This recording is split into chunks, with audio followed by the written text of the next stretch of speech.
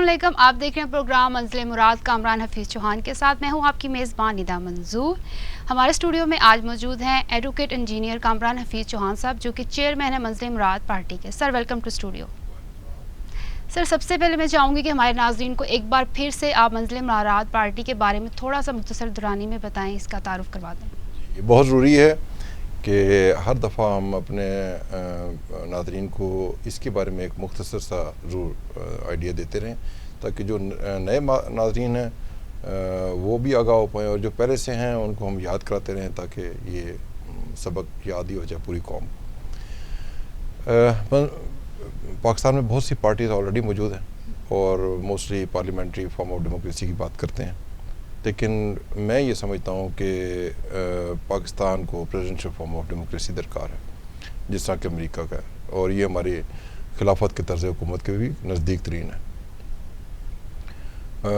ہمارے جو پارٹی ہے اس کا پہلا نعرہ اللہ اکبر، اور ہم جو بھی کاوش کر رہے ہیں وہ ربی منشا کے کو ذہن میں رکھ کر، اور اس سے جو بھی توقعات ہیں وہ بھی اللہ کی ذات سے ہیں، بندے سے نہیں ہیں. نہ بندے پہ توقع رکھی ہے، نہ بندے سے توقع رکھی ہے. تو دوسرا ہمارا یہ ہے کہ پاکستان کو پریزیڈنشل فارم آف ڈیموکریسی چاہیے، اور اس وقت دنیا میں آپ دیکھ رہے ہیں جتنے ممالک پریزیڈنشل فارم آف ڈیموکریسی پہ ہیں وہی وہ سکسیزفل چل رہے ہیں. پارلیمنٹری کا اس وقت کوئی بھی سکسیزفل اسٹیٹ نہیں رہی. ایون برطانیہ بھی ڈکلائن پر ہے. اور آپ ترکی کو دیکھ رہے ہیں، جب تک یہ پارلیمنٹری یا دوسرا طرز حکومت رہا، کوئی ترکی بہت کوئی فائنینشلی اسٹرانگ اسٹیٹ نہیں تھا اور اتنی پروگریس نہیں کر رہا تھا. جب سے پریزیڈنشل پہ گیا آج وہ دوسرے ملکوں کو قرض دینے کی پوزیشن میں ہو گیا، ان کی مدد کرنے کی پوزیشن میں ہو گیا، اور بڑے طاقتور دنیا کے ملکوں کو آنکھ دکھانے کے قابل بھی ہو گیا. تو ہمیں اس کی ضرورت ہے کہ ہم پریزیڈنشل پہ چلے جائیں. تیسرا ہمارا جو امپورٹنٹ ہے وہ یہ ہے کہ ہمیں اپنے سوسائٹی میں ہر سطح پر، نیچے سے لے کے اوپر تک، ہر صورت انصاف کو قائم کرنے کی ضرورت ہے. معیاری انصاف، بلا تفریق انصاف، اور آٹومیٹک انصاف. اس کے لیے کوئی تردد کی ضرورت نہیں ہونی چاہیے. یہ اسٹیٹ کی ذمہ داری ہے. اسٹیٹ کی سب سے بڑی ذمہ داری اسٹیٹ میں جسٹس کا قائم کرنا ہوتا ہے، انڈسکرمنیٹ جسٹس. اور اس کے علاوہ ہمارا جو پوائنٹ ہے وہ یہ ہے کہ ہمیں پاکستان کا پبلک سیکٹر دوبارہ سے ریوزٹ کرنا ہے، اس کو رائٹ سائز کرنا ہے، اس کی اگر جہاں اوور ایکسپینشن ہے اس کو ختم کرنا ہے، کم کرنا ہے، اور رائٹ پرسن رائٹ جاب لگانا ہے. اور پبلک سیکٹر سے ایسوسیٹ لوگوں کی جو مراد تنخواہیں ہیں اور دیگر چیزیں، ان کو ریشنلائز کرنا ہے، مارکیٹ کے مطابق کرنا ہے، تاکہ پبلک سیکٹر سے ایسوسیٹ لوگ کرپشن بائی کمپلشن سے باہر آ سکیں. اور جو بڑی رائے ہے وہ یہ ہے کہ ہمیں پاکستان کے آئین سے لے کر آخری قانون تک کو دوبارہ ریوزٹ کرنے کی ضرورت ہے. اور اگر ہم ان چیزوں کو ٹھیک کر لیں گے، پاکستان کا پبلک سیکٹر کھڑا ہو جائے گا. پاکستان کا پبلک سیکٹر کھڑے ہونے سے جاب لیسنس بھی ختم ہوگی، پاکستان کی معیشت بہتر ہو جائے گی، اور پاکستان جو ہے وہ ترقی کی راہ پہ گامزن ہو جائے گا. تو ہمارا یہ بیسک ہے. اور میں یہ سمجھتا ہوں کہ لاسٹ ٹائم میں نے تھوڑی سی ایجوکیشن پہ بات ہوئی تھی، دوبارہ کر لیتے ہیں کہ ہیلتھ اور ایجوکیشن مہیا کرنا آئین کے مطابق گورنمنٹ کی ذمہ داری ہے، ہر شہری کو معیاری تعلیم اور معیاری صحت کی سہولیات. لیکن اگر گورنمنٹ سیٹ اپ اس کو نہیں ہولڈ کر پا رہا یا اس کو بیٹر ڈلیور نہیں کر پا رہا، اور اس کے اندر سکم ہے ان کے اپنے سسٹم کے اندر، اس کو بھی ٹھیک کرنے کی ضرورت ہے. تو پھر اگر اس ضرورت کو پوری کرنے کے لیے پرائیویٹ سیکٹر سامنے آیا ہوا ہے، اور آپ دیکھیں آج سے 20-30 سال پہلے پرائیویٹ اسکول کا تو کوئی حیثیت ہی نہیں تھی، پرائیویٹ ہسپتال کی کوئی حیثیت نہیں تھی. گورنمنٹ کی حیثیت نہیں، گورنمنٹ کے اسکول ہی ویلڈ اسکول سمجھے جاتے تھے، انہی کالج ویلڈ سمجھے جاتے تھے، اور گورنمنٹ کا اسپتال بڑا اتھینٹک ہاسپٹل ہوا کرتا تھا. لیکن وقت کے ساتھ یہ سرکاری ادارے ختم ہو گئے ہیں اور آلموسٹ تباہی کے دانے پہ پہنچ چکے ہیں. تو ایک تو میری اس پہ گزارش یہ ہے کہ جو پرائیویٹ سیکٹر میں چل رہے ہیں ان کے اوپر، چونکہ یہ گورنمنٹ کی ذمہ داری ہے، لہذا ان کے اوپر سے ہر قسم کا ٹیکس ہٹا دیا جائے، اور تاکہ وہ بوجھ بھی جا کر جو جن کے بچے وہاں پڑھ رہے ہیں یا جن کے مریض ہیں وہی بھر رہے ہیں. تو جو سہولت دینا حکومت کی ذمہ داری تھی اور وہ حکومت پوری طرح سے نہیں دے پا رہی، تو پرائیویٹ سیکٹر پر اس پر سے یہ تمام بوجھ کو ختم کیا جائے، تاکہ وہ بوجھ جو ہے جو اس سے مستفید ہو رہے ہیں ان کی جیبوں پر نہ پڑے. اور دوسرا میرا یہ ہے کہ بہتر ہوگا کہ یہ دونوں کو ہی گورنمنٹ پراپرلی پرائیویٹ سیکٹر کو ہی دے دے، لیکن اس کی پالیسیز کو مانیٹر کرے، ان کی فیسوں کو مانیٹر کرے. اور یہ دیکھیں کہ اسکولوں میں کیا نصاب پڑھایا جا رہا ہے، او لیول اے لیول کے نام پر بچے ہم کس طرف لے کر جا رہے ہیں، کیا وہ پاکستان کے نظریہ سے دور جا رہے ہیں، اسلامک نظریہ سے دور جا رہے ہیں، وہ ہماری جو اخلاقی اقدار ہیں ان سے پرے جا رہے ہیں، اور ان کی جو اپنی ہماری مادری زبان اردو ہے اس پہ کتنی گرفت ہے. جو بچے او لیول اے لیول کر رہے ہیں وہ تو عام اخبار نہیں پڑھ سکتے، ہی نہیں آتی اور پڑھنی بھی نہیں آتی ہے. بالکل ایسا ہی ہے. وہ پاکستان کے لیے ناکارہ ہیں، اس لیے ناکارہ ہیں کہ وہ پاکستان کے جو نظام ہے وہ ان میں سے کوئی وکیل بنے گا اس کو وہ ایف آئی آر ہی نہیں پڑھ سکتا کہ اس میں کیا لکھا ہوا، کسی کی درخواست نہیں پڑھ سکتا، درخواست لکھ کے نہیں دے سکتا اردو میں. تو ہمیں اس کو دوبارہ دیکھنے کی ضرورت ہے کہ یہ ان بچوں کو کیا پڑھایا جا رہا ہے اور ان کی تعلیم میں دیگر چیزیں وہ کیا پڑھا رہے ہیں، کیا ہمارے بچے اسلام سے دور تو نہیں جا رہے، اور پھر ان اداروں کے اندر ماحول کیا ہے، کیا وہ ماحول ہمارے بچوں کو ہماری اقدار سے پرے لے جا رہا ہے، وہ بچے کسی ایسے اقدار کی طرف جا رہے ہیں جو ہماری نہیں اور پھر وہ ہمارے دینی کانسیپٹ کے ساتھ میچ ہی نہیں کرتی.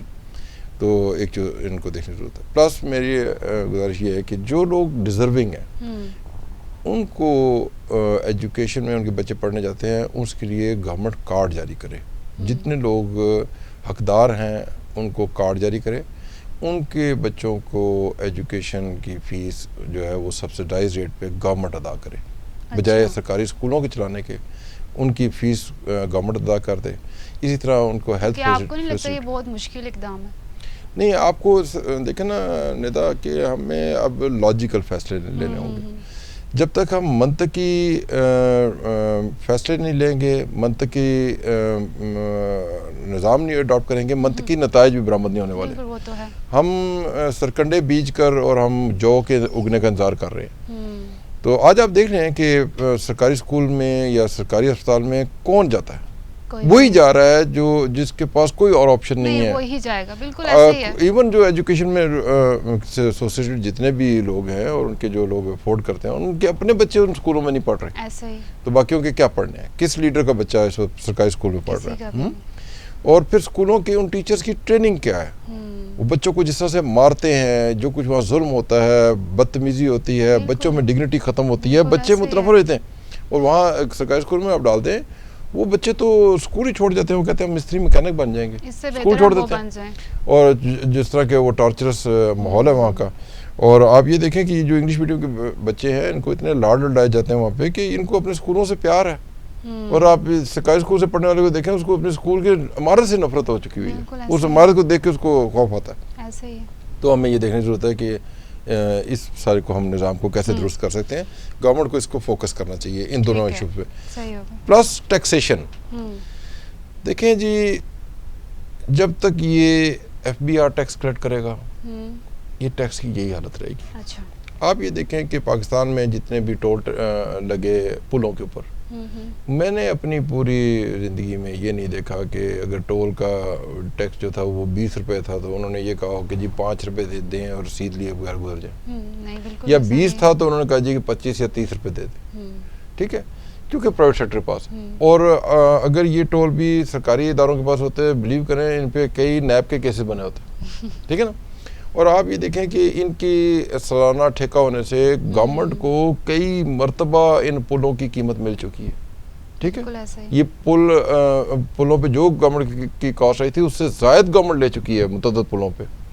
تو اسی طرح سے میں یہ سمجھتا ہوں کہ ٹیکس کے نظام میں سیکٹوریل ایریا وائز پرائیویٹ سیکٹر کو کے ٹھیکے ہوں ٹیکس کے لیے، اور اس ایریے کے، اور جو ہے نا بالکل سادہ ٹیکس کا قانون ہونا چاہیے جو ایک عام فہم شخص کو سمجھ آ جائے. اتنا کمپلیکیٹڈ ہے کہ جو ہے اس کو ختم کریں. آپ بلیو کریں ندا، میں سول انجینئر، میں 26 سال سے سروس کر کے آیا ہوں سینئر لیول سے، میں نے لاء کیا ہوا ہے، میں نے ٹیکس کے کورسز کیے ہوئے ہیں.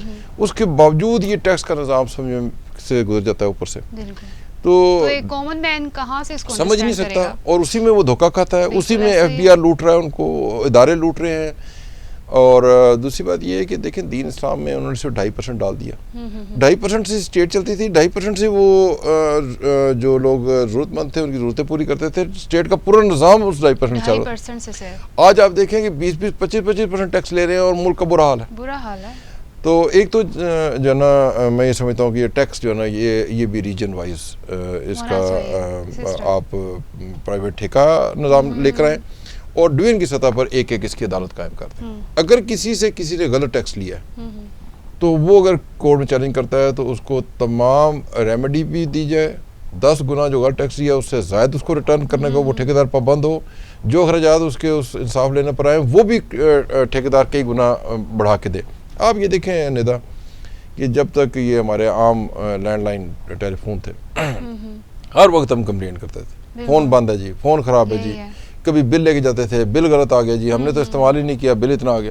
لیکن آپ ندا دیکھیں پرائیویٹ سیکٹر میں موبائل کے اوپر میں نے تو ابھی تک نہیں دیکھا کہ کوئی شخص گیا ہو کہ جی میرا بل زائد لے لیا آپ نے اتنا. جب ہمارا ختم ہوتا ہے ہمیں یہ ٹرسٹ نہیں ہوتا, مس ٹرسٹ نہیں ہوتا کہ جی نیٹ ورک کھا گیا.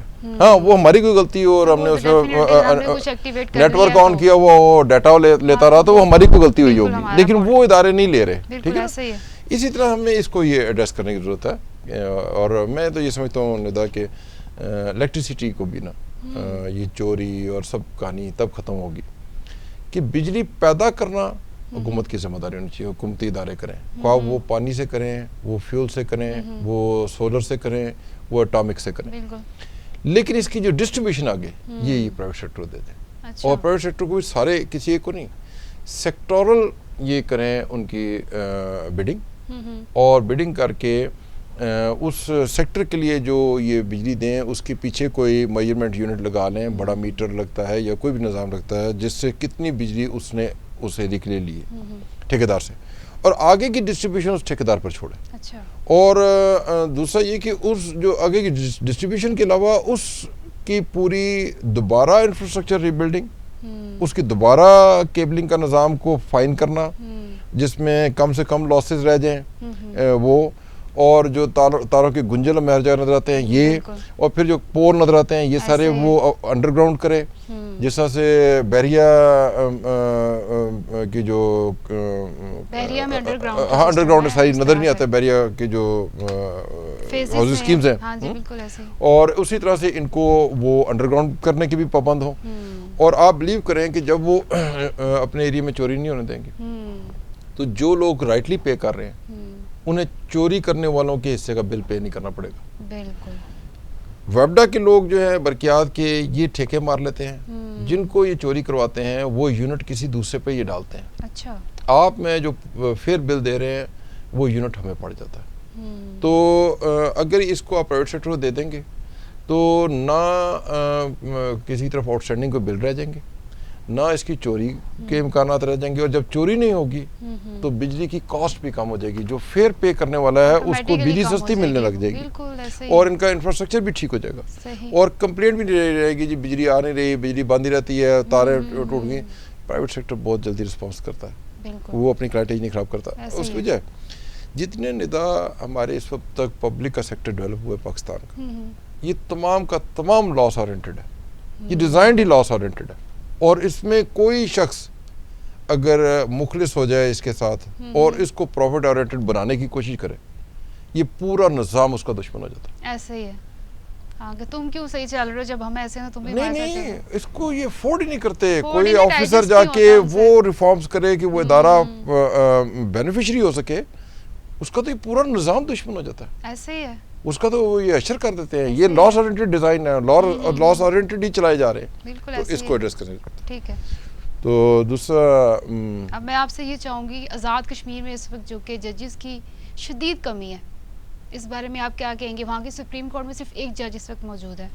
ندا یہ آپ نے بڑا امپورٹنٹ سوال کیا, بہت اہم ہے, اور اس پہ پاکستان گورنمنٹ کو فوری توجہ دینے کی ضرورت ہے کہ اس وقت آزاد کشمیر کے سپریم کورٹ کے 3 ججز کی عہدے, جس میں سے ایک چیف جسٹس کا ہے, 2 دیگر ججز کا ہے جی, ان پہ اس وقت صرف ایک جج ہیں, اور وہ بھی قائم مقام, وہ بھی قائم مقام, وہ بھی چیف جسٹس نہیں ہے پراپر. یعنی کوئی بینچ ہی تشکیل نہیں ہو سکتا. ٹھیک ہے, اور وہ بھی قائم مقام ہونے کی وجہ سے کسی وہ جو مزید ججز اپوائنٹ ہونے ہیں ان کی وہ ریکولیشن بھی نہیں بھیج سکتے. اچھا. کیونکہ اس کے لیے کنفرم چیف جسٹس ہونا ضروری ہے. بین ہی یہ سچویشن ہائی کورٹ کی جج کی اس وجہ جا رہی کہ 5 سے زائد ججز کی سیٹیں خالی ہیں ہائی کورٹ کی, آزاد کشمیر کی, اور اس کے بھی اس وقت جو چیف جسٹس پرفارم کر رہے ہیں وہ بھی قائم مقام. جب تک وہ چیف جسٹس کنفرم نہ ہو, جو سپریم کورٹ کے چیف جسٹس ہیں یہ کنفرم نہ ہو, تو ہائی کورٹ کے چیف جسٹس صاحب نے ان وکلا کے نام دینے ہیں جو سوٹیبل ہیں ان کی رائے میں ججز کے لیے.